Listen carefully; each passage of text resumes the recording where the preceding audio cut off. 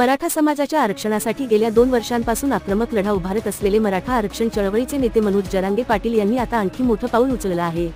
मुंबईतील ऐतिहासिक आंदोलनानंतर आणि हैदराबाद गॅझेट लागू करण्याच्या सरकारच्या निर्णयानंतर त्यांनी चलो दिल्ली चा नारा दिला आहे।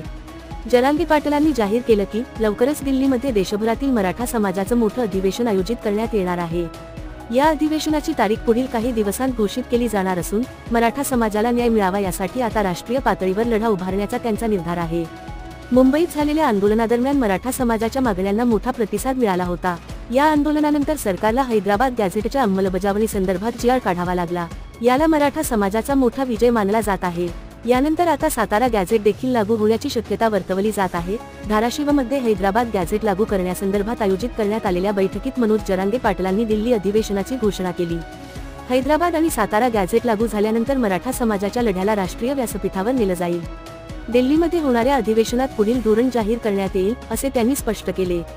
जरांगे पाटलांच्या या घोषणेनंतर मराठा समाजामध्ये नव्या उत्साहाचं वातावरण आहे। महाराष्ट्रातूनच नव्हे तर देशभरातून मराठा समाज मोठ्या प्रमाणात दिल्ली अधिवेशनात सहभागी होण्याची शक्यता आहे।